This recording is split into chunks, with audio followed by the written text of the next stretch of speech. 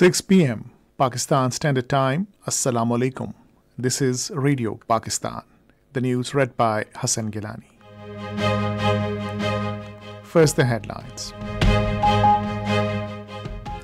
Prime Minister has expressed satisfaction over government's measures to reduce inflation and alleviate poverty. President says Pakistan is keen to promote cooperation with Russia in the fields of energy and barter trade. Foreign Office has ruled out any talks with the banned outfit TTP as suggested by an Afghan interim minister. Pakistan has condemned the terrorist attacks in Iranian cities of Rusk and Chabahar. All Parties Hurriyat Conference has urged the United Nations to pressure New Delhi to stop its colonialism agenda and resolve Kashmir dispute as per Security Council resolutions. 62 Palestinians were martyred in Israeli strikes and bombardment on Gaza enclave during the last 24 hours. And now the news in detail. Prime Minister Shehbaz Sharif has expressed satisfaction over the gradual decrease in inflation. Chairing Federal Cabinet meeting in Islamabad today, he said steps are afoot to reduce inflation and alleviate unemployment and poverty. The Prime Minister expressed the confidence that the IMF will release the last tranche of $1.1 billion under the standby agreement this month after the approval of its board. He said the Finance Minister is visiting Washington, where talks will be held with the IMF for a new program. Shehbaz Sharif said this new IMF program is important for Pakistan, saying it will give stability to economy and confidence to other international lenders. Talking to Palestinian Ambassador Ahmed Jawad A.A. Rabai in Islamabad today, Prime Minister assured that Pakistan will continue to raise its voice for Palestinian people at all international fora. Welcoming the adoption of UNSC Resolution 2728, Shehbaz Sharif expressed disappointment that Israel has chosen to ignore the resolution and continued to brazenly violate it. Strongly condemning the ongoing Israeli brutalities in Gaza, he called for an immediate end to genocidal war waged by Israel against the brave and innocent Palestinian people. President Asif Ali Zardari says Pakistan is keen to promote cooperation with Russia in the fields of energy and barter trade. He was talking to Russian Ambassador Albert Kharov, who called on him in Islamabad today. The president called for encouraging Russian banks to start operations in Pakistan for the promotion of trade. He also stressed the need to increase cooperation with Russia in the cultural sector, especially in the field of TV and films. President Zardari also expressed grief over the loss of 130 innocent lives in the terrorist attack in Moscow. Felicitating Asif Ali Zardari on assuming the office of the president, the ambassador said Russia is desirous of playing its role in economic development and prosperity of Pakistan. He said both the countries are cooperating with each other on common issues, including counter-terrorism and anti-smuggling. The ambassador said Russia wants to double the trade volume with Pakistan.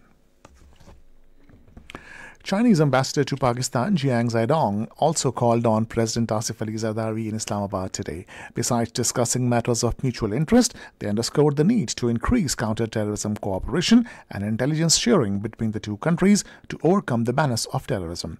The president assured the ambassador that Pakistan will take all necessary measures to ensure security of our Chinese brothers who are working on different projects in Pakistan.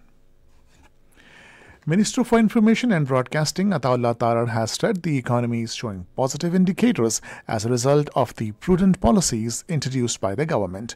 Talking to media along with Prime Minister's coordinator Romina Khurshid in Islamabad this afternoon, he said rupee is gaining strength and exchange rate is now more stable. He said the nation today witnessed an upward trajectory in the stock exchange with an increase of record points. This is Radio Pakistan. Foreign Office spokesperson Mumtaz Zahra Baloch has ruled out talks with Tehreek-e-Taliban Pakistan as suggested by an Afghan interim minister. She was responding to the queries of media persons at her weekly news briefing in Islamabad today.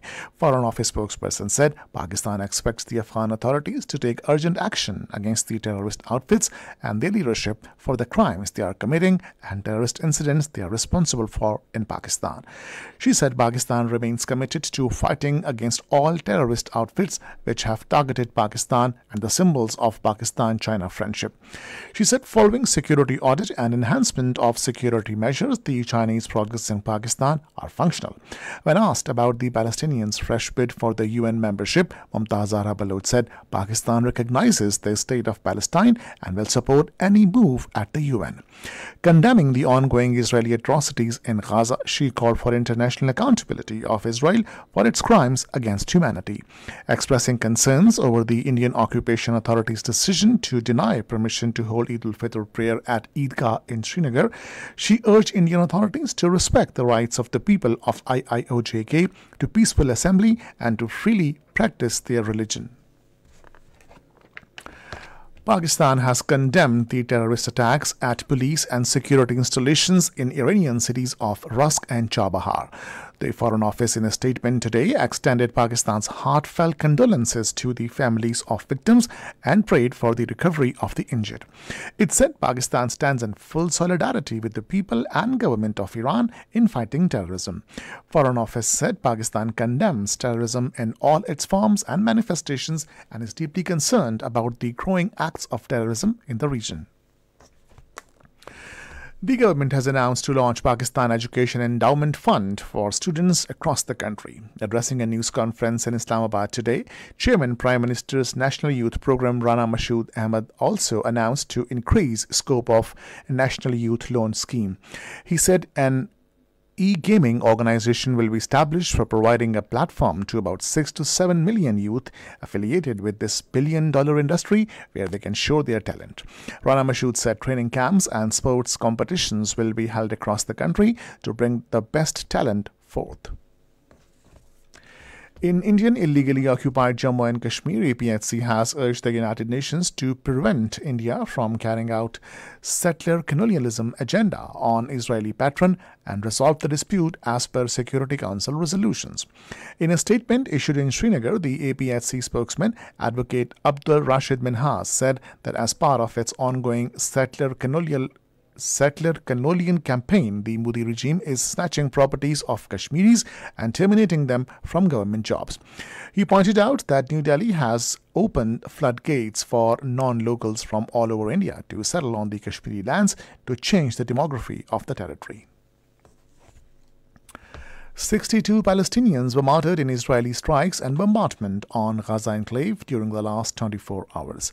According to the Gaza Health Ministry, 91 people were injured in Israeli indiscriminate attacks. The martyrdom toll of Palestinians in Israeli aggression on besieged Gaza since October 7 last year has risen to over 33,000.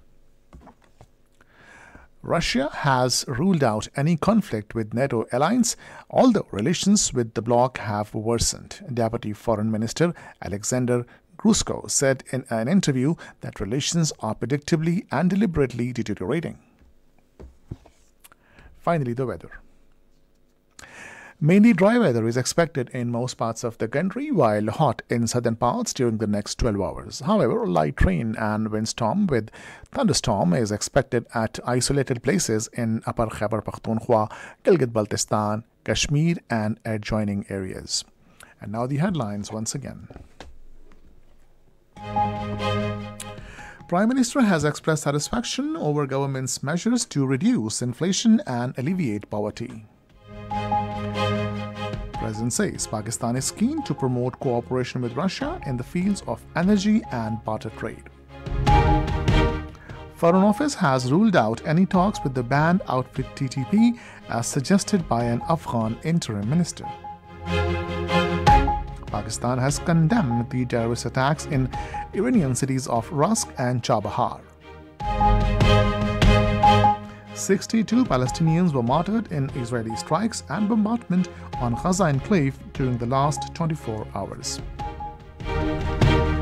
And that is the end of the news. For more news and analysis, log on to our website radio.gov.pk and also watch live video streaming of our bulletins on the link facebook.com/Radio Pakistan News Official.